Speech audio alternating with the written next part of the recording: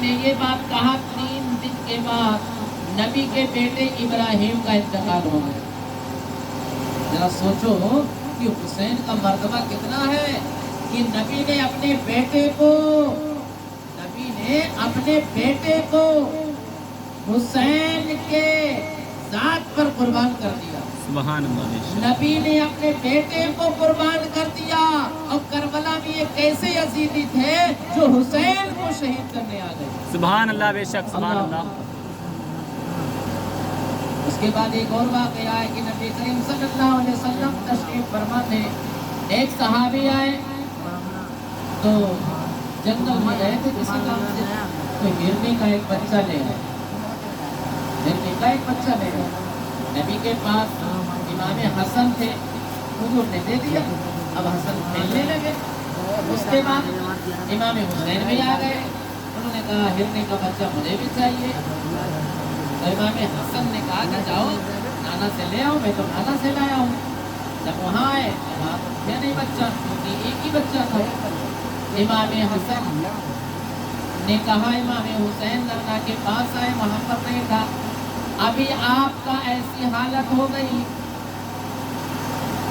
امام حسین بچپن میں رونے لگے گے، اور نبی کریم صلی اللہ علیہ وسلم سوچ رہے تھے کہ اب امام حسین کو کیسے سمجھایا جائے۔ اتنے میں کیا دیکھتے ہیں کہ جنگل کے راستے سے ایک ہرن آ رہی ہے اور اپنے منہ میں ایک بچہ بھی لا رہی ہے۔ سبحان اللہ، بے شک لا کر کے نبی کے پاس رکھ دیا، اور اپنے زبان سے ہرن نے کہا اے پیارے نبی، وہ جو پہلا بچہ ہے وہ میرا ہی تھا، آپ کے ایک صحابی لے آئے تھے اور آپ کے بڑے نواسے امام حسن کو دے دیے تھے، اور یہ جو بچہ میں لے کر آئی ہوں یہ بھی میرا ہے۔ جب میں نے دیکھا کہ آپ کے نواسے امام حسین ہرن کا بچہ مانگ رہے ہیں اور ایسے ہے کہ رو نہ پڑے، تو مجھے میرے بچے کی جدائی برداشت ہے، لیکن حسین کا رونا مجھے برداشت نہیں۔ سبحان اللہ، بے شک سبحان یہ اللہ۔ بچپن میں جانور بھی حسین کا ادب کرتے تھے۔ اس طریقے سے بچپن آپ کی گزر گئی، شادیاں وغیرہ ہوئی، اور مدینہ میں رہے آپ تقریباً 56 سال تک۔ امام حسین کی عمر بھی تقریباً 56 سال ہے۔ امام حسین رضی اللہ تعالیٰ عنہ جب مدینہ میں رہے، حضرت ابو بکر کے بعد حضرت عمر کے بعد حضرت عثمان کے بعد حضرت علی کے بعد حضرت حسن کے بعد امیر معاویہ جب خلیفہ ہوئے، اور ان کے بعد امام حسین کو ہونا تھا تو یزید بن بیٹھا۔ تو یزید نے مدینہ میں کہا جاؤ حسین سے کہہ دو بیعت کر لے میرے ہاتھ پر۔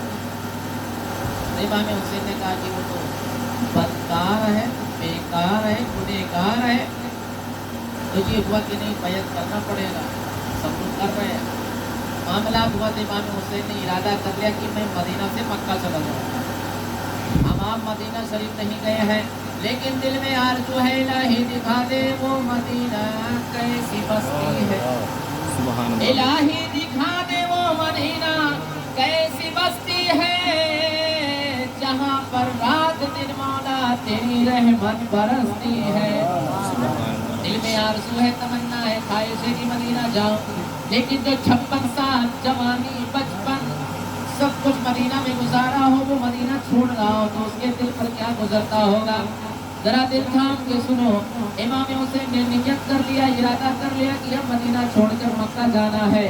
اب نانا کے روضے پر جاتے ہیں اور رو رو کر کہتے ہیں اے نانا میں وہی حسین ہوں جس کو آپ کھلایا کرتے تھے، اے نانا میں وہی حسین ہوں جس کو آپ گود میں لیا کرتے تھے، اے نانا میں وہی حسین ہوں جس کے لیے آپ سرتے لمبا کر دیتے تھے، اے نانا میں وہی حسین ہوں جس کو آپ کندھوں پر اٹھایا کرتے تھے، اے نانا میں وہی حسین ہوں جس کے لیے ہرن اپنے بچے کو لایا کرتی تھی، اے نانا میں وہی حسین ہوں جس کے رونے کو آپ برداشت نہیں کرتے تھے، اے نانا میں وہی حسین ہوں جس کے کان میں آپ نے اذان پڑھا تھا اور کان میں اقامت پڑی تھی، اے نانا میں وہی حسین ہوں جس کے لیے آپ کہا کرتے تھے کہ حسن اور حسین جنتی پھول ہے، اے نانا میں وہی حسین ہوں جس کو آپ کہا کرتے تھے کہ جنت کی خوشبو آتی تھی، اے نانا میں وہی حسین ہوں آیا ہوں سلام کرنے، آج میں مدینہ چھوڑ رہا ہوں۔ سبحان اللہ، بے شک ذرا سوچو امام حسین کے دل پر کیا گزری ہو۔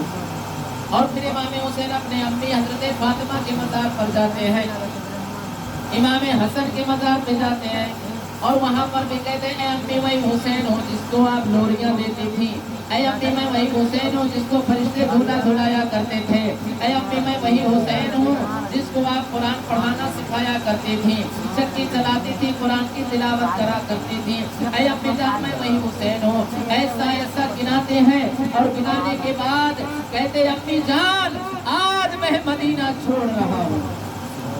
ذرا سوچو، ہم اور آپ یہاں گاؤں دیہات میں رہ کر تمنا کرتے ہیں کہ مدینہ جائیں، لیکن جو مدینہ 56 سال رہا ہو، نماز کو بچانے کے لیے، قرآن کو بچانے کے لیے، اسلام کو بچانے کے لیے مدینہ چھوڑ کر کے الگ جا، خیر وہاں سے رخصت ہوئی اور مدینہ آئے، کچھ دن مدینہ رہے۔ ادھر حضرت امیر معاویہ کا وصال ہو چکا تھا، اب کوفہ والوں نے خط لکھا کہ آپ آ جائیے کوفہ میں، اور امام حسین مدینہ سے مکہ آ گئے۔ اب مکہ سے آپ نے کہا اچھا میں آؤں کہ نہ آؤں، تو پھر آپ نے ڈکلیئر کرنے کے لیے حضرت امام مسلم کو بھیجا کہ جاؤ دیکھو وہاں کے حالات کیسے ہیں، پھر آپ بتانا، پھر میں آ جاؤں گا۔ اب امام مسلم کوفہ گئے اور وہاں سے دیکھا کہ یار تو بہت لوگ مانتے ہیں امام حسین کو، نام لیتے ہیں، نعرے لگاتے ہیں، تو آپ نے لکھ دیا کہ امام حسین سب حالات ٹھیک ہے آپ آ جائیے۔ ادھر خط ملا امام حسین کو، اور امام حسین مکہ سے چلے کوفہ کی طرف کہ سب ٹھیک ہے چلتے ہیں، اور ادھر یزیدی لشکر کوفہ میں آ گئے اور انہوں نے امام مسلم کو شہید کر دیا۔ اب کوئی بتانے والا ہی نہیں کہ امام حسین آپ یہاں مت آنا، حالات خراب ہیں، یزیدیوں نے ایسا ایسا کیا ہے۔ لیکن امام حسین جب مکہ سے چلے تھے تو وہ حج کا سیزن تھا، یہ جو حاجی لوگ ابھی حج کر کے آئے۔ اب ذرا سوچو، پورے دنیا کے مسلمان کونے کونے سے حج کرنے جاتے ہیں، خانے کعبہ دیکھنے جاتے ہیں، طواف کعبہ کرنے جاتے ہیں، صفا اور مروہ کا سعی کرنے جاتے ہیں۔